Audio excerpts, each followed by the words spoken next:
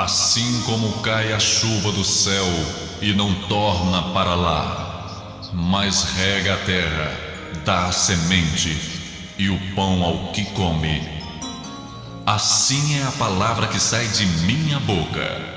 Não volta para mim vazia, mas realiza aquilo para o que foi enviada. A partir de agora, você vai ouvir uma palavra que pode mudar completamente sua vida. O vazio, a solidão, a angústia, a falta de paz.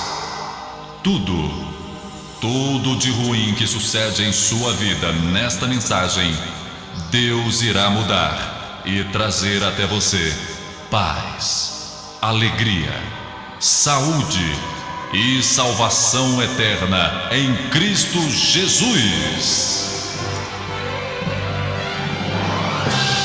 As páginas sagradas da Bíblia se abrem agora diante de você e através do missionário Deovan Lima, ouça uma palavra da boca de Deus. Muito bem, graças a Deus, mais uma vez nós temos essa oportunidade tão maravilhosa e especial que Deus dá a mim e a você, meditarmos em sua palavra. E como isso é importante, não é? É mais uma chance, é mais uma oportunidade, é mais um dia que o Senhor nos dá. É mais uma vez que Ele permite que nós venhamos estar de frente à sua palavra. E feliz é aquele, não é, diz a Bíblia, que ouve e coloca em prática. Porque não basta apenas ouvir. Isso não vai mudar muita coisa. Não adianta apenas ouvirmos, mas o que resolve nossa vida é, ao sermos confrontados, ao ouvirmos essa palavra, mudarmos de vida, mudarmos na verdade, reconhecermos nossos possíveis erros e enganos, abrirmos os nossos olhos e tomarmos uma nova posição, uma nova postura em nossa vida. Aliás, Jesus disse isso, não foi? Ele disse: eu vos mostrarei ao que se assemelha o homem que ouve a minha palavra e coloca em prática. Ele é semelhante àquele que cavou a terra até encontrar rocha sólida e ali ele edificou o alicerce de sua casa.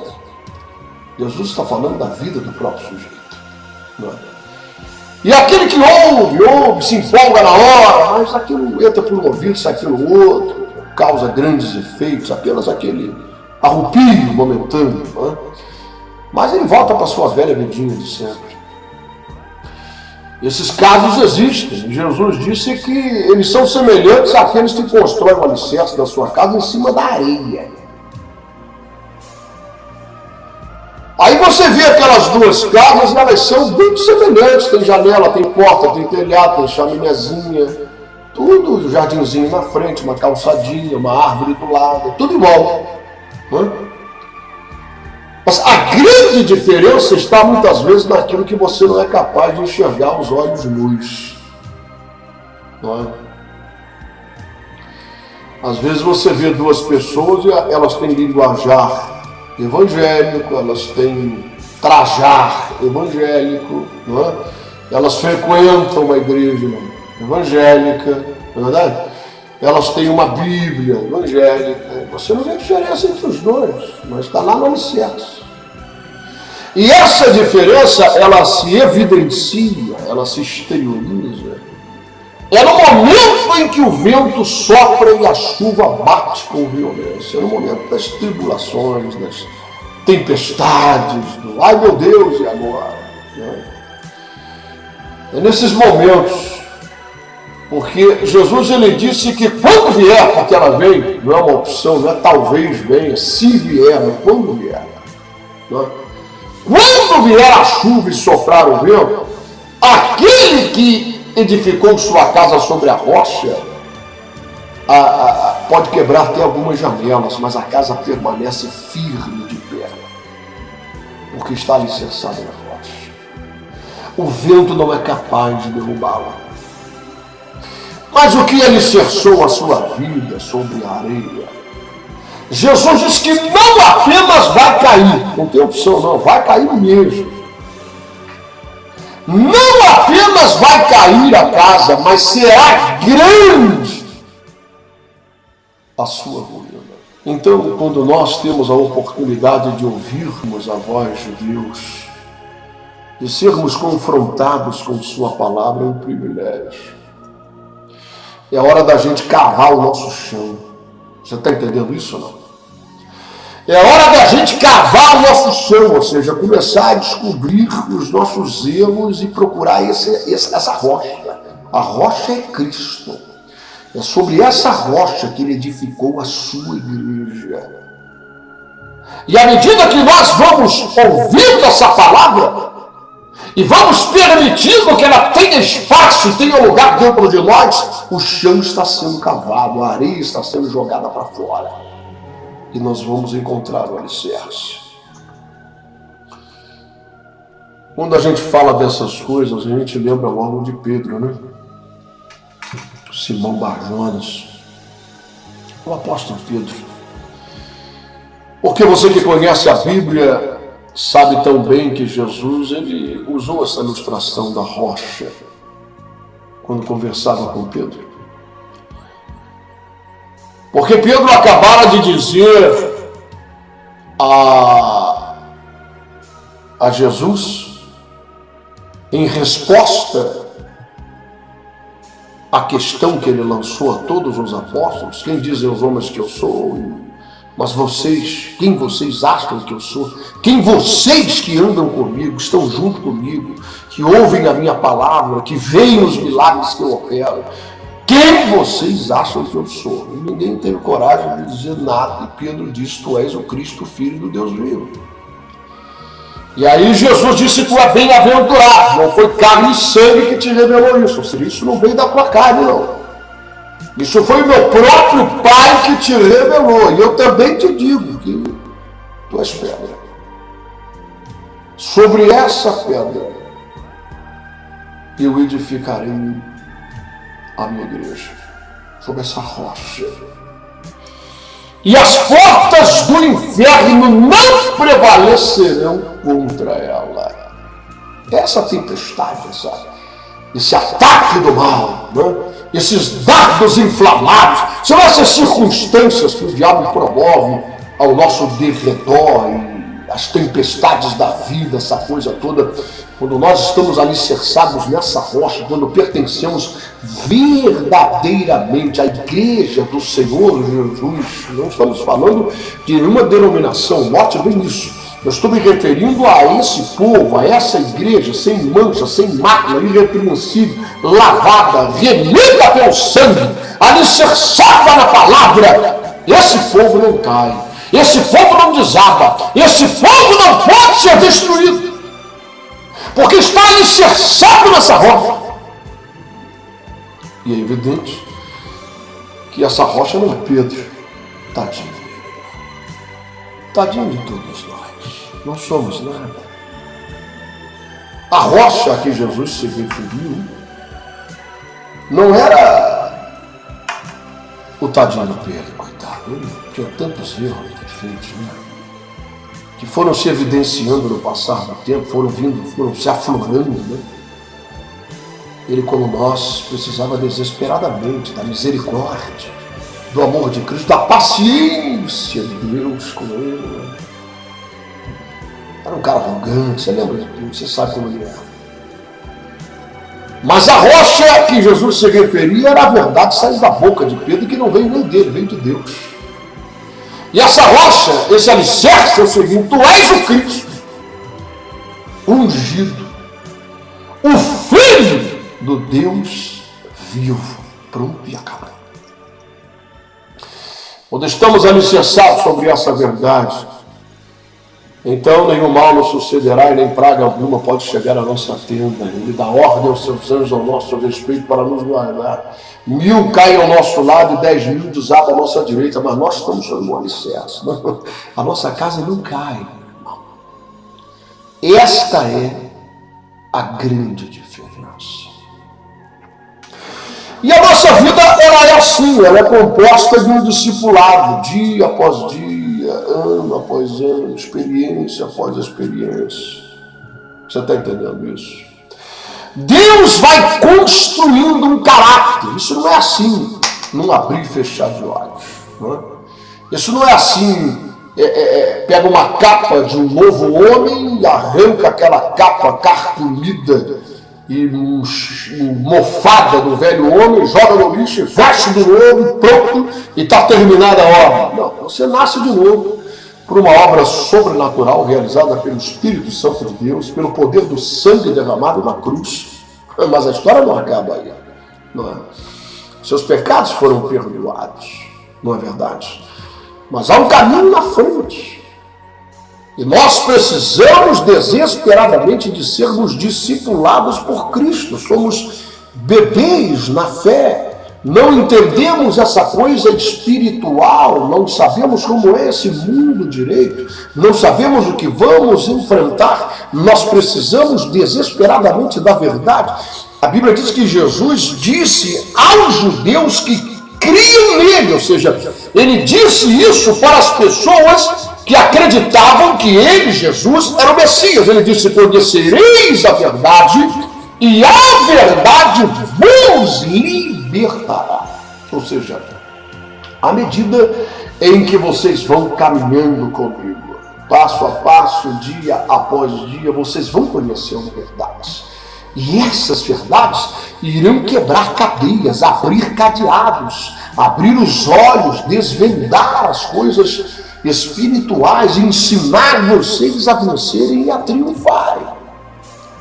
Por isso é que a palavra de Deus nos exorta não apenas a conhecermos ao Senhor, mas conhecermos e prosseguirmos nesse conhecimento, cavando a terra e fincando o nosso alicerce. Quando você descobre esse alicerce, você diz: é aqui que eu fico.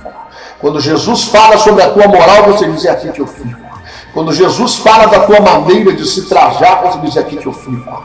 Quando Jesus fala da tua maneira de se vestir e de se comportar e de se relacionar com o seu próximo e com todas as áreas de sua vida, você descobre isso e você diz: é aqui que eu fico. Essa é a verdade, é aqui que eu alicerço o meu comportamento, o meu caráter, a minha moral e os meus desejos e os meus projetos de vida. Eu estou alicerçando tudo isso na palavra de Jesus. Eu estou cavando a terra e descobrindo esse alicerce. Isso não vai ficar oculto e vendado aos meus olhos. Eu não vou construir sobre areia. Eu vou cavar a terra por mais fundo que isso esteja de mim.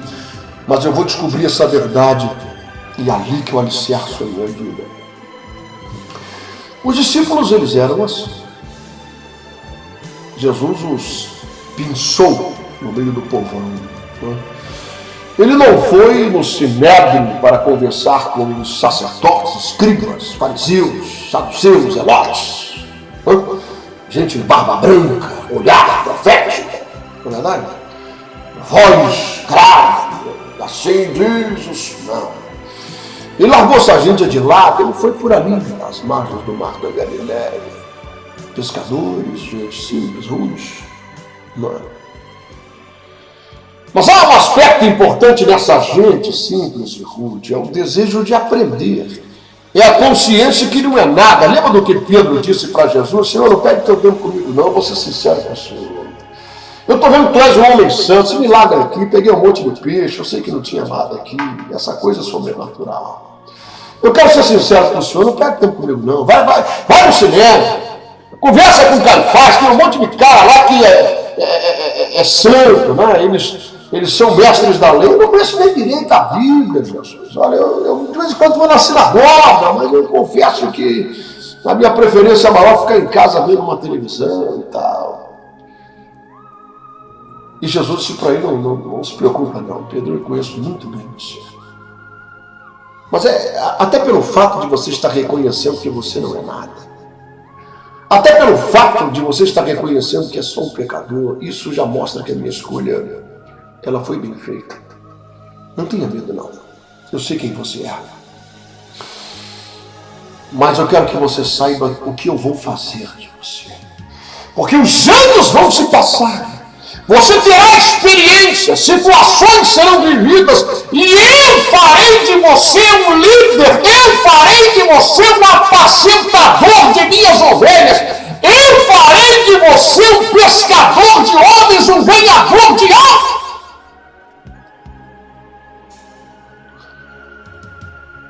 Então, eu quero dizer para você que está me ouvindo agora, através do rádio, na internet, ou através desse DVD gravado, que Jesus, ele nos conhece, sabe quem somos. Ele conhece todas as nossas falhas, erros, deformações do caráter. Tudo.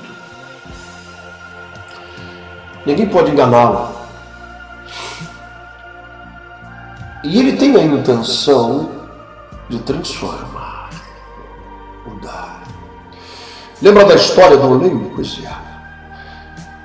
Ele é o oleiro e nós somos apenas o barro. Foi isso que ele disse para Jeremias. Ele disse assim: sois vós, minhas mãos. Eu vou dar a forma. Eu vou moldar. Eu tenho um plano e eu tenho um projeto específico para a vida de cada um de vocês. E eu vou fazer esse vaso conforme a minha vontade.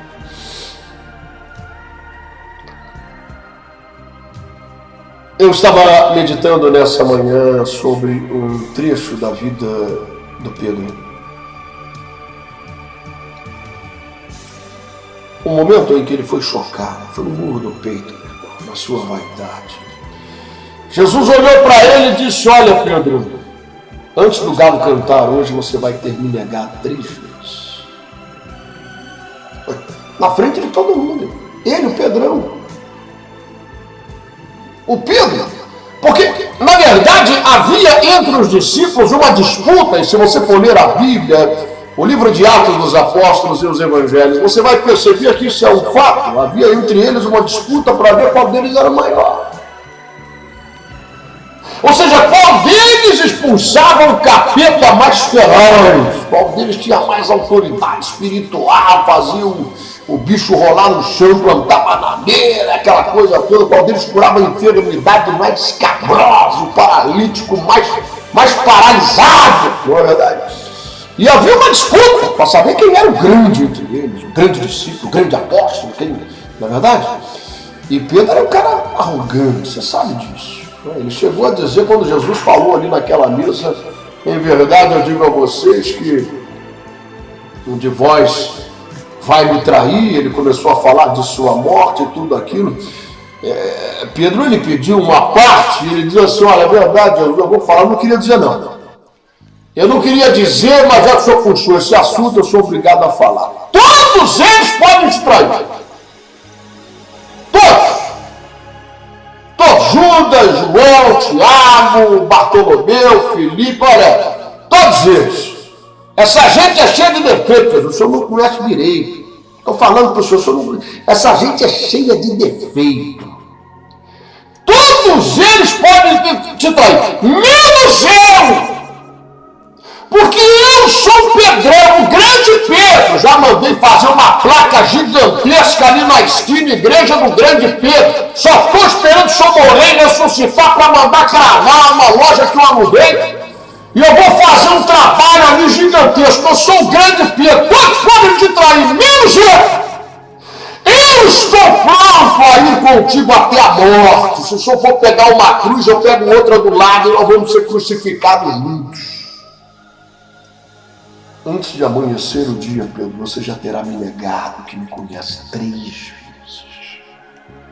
Eu? Mestre, não me leve a mal, mas se o Senhor nunca errou numa profecia, essa foi a primeira. Eu sinto muito me informar, mas eu jamais trairei. Então você sabe, meu irmão, minha irmã, que Pedro, ele tinha muitos defeitos, como eu e você, nós temos também. Vamos ser tratados por Deus à medida que permitimos isso. Como falamos no princípio, à medida que vamos conhecendo essas verdades e vamos permitindo, você pode não permitir, você pode bloquear isso, você pode jogar aí em cima. A verdade vem e você taca aí em cima, porque não é aquilo que você quer, aquilo contradiz, se contrapõe, aquilo se choca aos desejos da tua carne e você não quer aquilo daquele negócio, você taca a terra em cima e alicerça sobre a areia mesmo. Mas a verdade vem e nós vamos conhecendo os nossos defeitos, eles vão sendo tratados por Deus. Mas Pedro era um cara sincero, ele amava Jesus. É verdade, ele amava Jesus. Ele tinha um afeto, um amor, uma amizade, um carinho sincero, honesto por Jesus. Quando ele disse aquilo, ele pensou que ele era capaz. Verdade. Ele disse, eu estou pronto a ir contigo à morte. Se forem te matar, se te pegar, eu vou junto.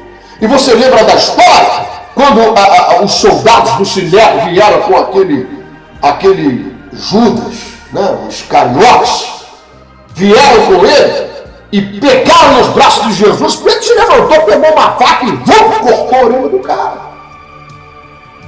Aquele tal de Malco, não servo do sumo sacerdote, arrancou a orelha dele fora, ele estava disposto. Já agora, então agora, pegou uma faca e começou a brigar, meu irmão. Arrancou a orelha do sujeito, estava disposto a matar. Defender Jesus ia ser preso também, porque tinha um monte de soldados por ali, estavam armados. E eles não andavam com armas, eles tinham só 2 faquinhas para cortar laranja. Mas Pedro pegou aquilo e arrancou a orelha do sujeito. Ele estava disposto, ele tinha um sentimento com Jesus. Mano. E quando ele disse isso, ele estava dizendo o que ele sentia realmente. Não é? Mas ele ficou muito sem graça. Eu acho que Pedro naquela hora foi um choque violento, porque lá no fundo ele sabia que Jesus não errava. Lá no fundo ele sabia que Jesus não errava, que com certeza deveria existir no fundo da alma dele, do coração dele, alguma coisa errada, não é? que o faria negar Jesus. E você conhece bem a história, foi o que aconteceu. Jesus foi preso e ficou ali na casa de Caifás, né? Num poço onde o colocaram durante toda a noite. E lá fora existiam pessoas com uma fogueirinha acesa, e Pedro ele veio, foi até lá, ele estava como um cachorrinho perdido da mudança, né? Tiraram o chão debaixo dos pés do Pedro, quer dizer, a vida dele se constituía em seguir o mestre. De repente o mestre foi preso. E ele está por ali igual um cachorrinho que caiu no carro do caminhão de mudança, não é? Olhando, procurando ver onde é que o mestre está, meu Deus, o que foi que aconteceu? De repente uma mulher no meio daquele fogo ali levanta a cara e diz, epa, esse cara ali estava com ele, hein? Eu acho, deixa eu ver aqui na luz do fogo, eu acho que ele estava com o mestre, ele é discípulo dele, gente. E aí todo mundo começou a olhar para o Pedrão e ele ficou espantado, meu. Ele ficou espantado com aquilo. E diz a Bíblia que ele não apenas negou, mas ele ficou nervoso, ele começou a xingar palavrão. E ele começou a dizer, que é isso, mulher? Você está louco? Eu nunca vi esse cara, eu não conheço ele, eu estou aqui só de curiosidade, eu vim falar que ele opera milagre, essa coisa toda, e prenderam ele, então eu estou por aqui só para eu nunca vi ele na minha vida, eu estou aqui de curiosidade, eu andei com ele, o que é isso? Arreda de mim. E foi aí que o galo cantou. Meu irmão, eu fico pensando, eu estive lá onde fizeram uma imagem, uma estátua em homenagem, entre aspas, a esse episódio na vida do Pedrão. Um galo. O galo está lá. Fizeram um galo e fizeram o Pedro ali. Naquele lugar, ali no terreninho do lado de fora que ficava na casa de Caifás, onde Jesus foi colocado. E esse momento se eternizou. Pedro chorou amargamente. Graças a Deus. Pedro chorou amargamente. Meu Deus. aquele galo cantou e ele se lembrou da palavra do mestre que havia dito na noite anterior, antes do dia amanhecer. Antes que o galo cante, tu já terá negado que me conhece 3 vezes. Aquilo foi um murro no peito da sua vaidade, da sua prepotência. De maneira que ele chegou a pensar que ele não prestava para aquele negócio. E ele disse aos outros: eu vou pescar. Me dá minha rede, me dá meu anzol, me dá minha vara de pescar, me dá minhas iscas. Devolve meu barco. Eu pensei que dava para essa coisa. Cheguei a pensar que era melhor do que todo mundo. Eu curei enfermo, expulsei demônio. E eu cheguei a pensar, eu tinha um carinho tão grande pelo mestre, eu ainda tenho, mas eu fui envergonhado, eu estou arrasado. Ele foi pescar. E os outros foram com ele. Mas o que me chama a atenção é que Jesus estava nas margens do mar da Galileia. E os apóstolos viram aquele vulto lá com uma fogueirinha acesa assando um peixe. Mesmo à distância, eles conheciam, conviveram por 3 anos e meio com o mestre, eles conheciam todos os seus jeitos e comportamentos e forma de se agachar e de colocar um peixe para fritar. E alguém disse: é o mestre! É o mestre, eu sei quem é! E Pedro pulou na água e não esperou nem que o barco atracasse para que eles descessem, mas ele pulou e saiu a nado até onde estava o mestre. E quando ele chega lá, de fato era ele. E ele disse: mestre, o senhor está aqui. Eu estou chocado com a minha fraqueza. Pedro, tu me amas? Sim. Sim, o Senhor conhece todas as coisas. O Senhor falou que eu ia te negar e eu neguei. Todas as minhas deformações, a minha arrogância.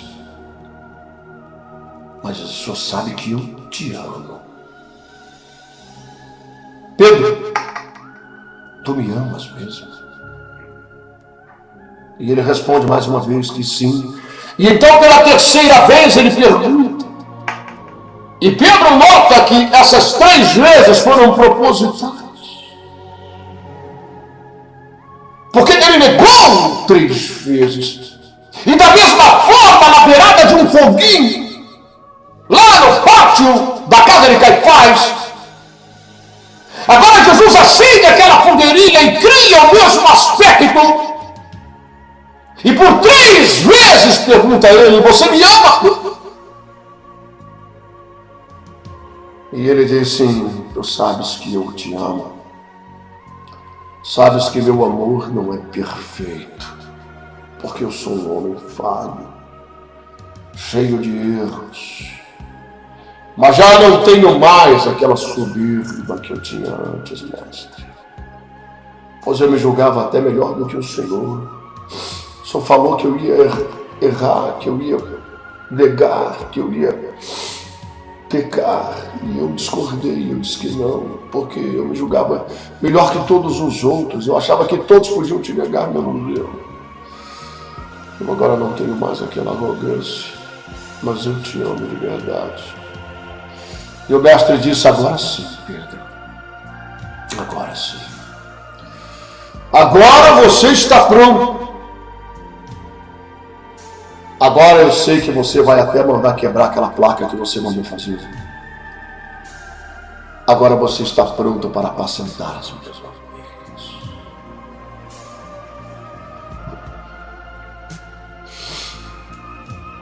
Vejam, nós precisamos entender uma coisa aqui. Quando você aceita Cristo como seu Senhor e Salvador, você não está apagado para o reino das trevas. Ou seja, o diabo não esqueceu da tua existência, ele não esqueceu de tentar levar você para o inferno. Não, pelo contrário. Ele vai pegar mais pesado ainda. Porque você agora conheceu a verdade, ele não desistiu de tua alma. Ele quer te detonar de alguma forma, ele vai usar todos os subterfúgios e toda a sua inteligência e toda a sua capacidade militar, como alguém que está em guerra, para te fazer tropeçar. Porque ele, o diabo, conhece a Deus, ele conhece a Jesus, ele sabe que Deus não divide a glória dele com ninguém. O próprio Lúcifer, que era um querubim da guarda do louvor de Deus, não havia ninguém superior a Lúcifer no reino dos céus. Acima dele somente estava o Deus Todo-Poderoso, o Espírito Santo e Jesus Cristo. Depois era Lúcifer. O arcanjo Miguel, o arcanjo Gabriel estavam abaixo dele. E ele se ensoberbeceu. E ele queria se exaltar. E ele queria desviar a glória que pertence unicamente a Deus para si próprio. E sabe de uma coisa? Isso tem acontecido em nossos dias também. Pare para pensar comigo e veja se isso é verdade ou é mentira. Às vezes você pensa, isso não nega nunca. Este jamais vai cair em prostituição, jamais vai usar droga, jamais eu vou ver no botequim da esquina enchendo a cara de cachaça. Mas o diabo não é burro, ele não vai tentar fazer isso na vida de um discípulo de Cristo, de alguém que está operando milagres em nome de Jesus, expelindo demônios e pregando o Evangelho. Sabe, essa pessoa tem consciência desses erros grotescos, mas muitas vezes ele não está a par de coisas escorregadias e camufladas que o diabo muitas vezes infiltra no coração de alguém, e ele começa a se ensoberbecer, e ele começa a se achar grande, e ele começa a achar que todos os outros podem negar a Jesus, são fracos. Eles não oram tanto que eu oro, eles não ficam de joelho o tempo que eu fico, eles não jejuam tanto que eu jejuo. Olha, eu subo o monte, levo um livrão pesado nas costas.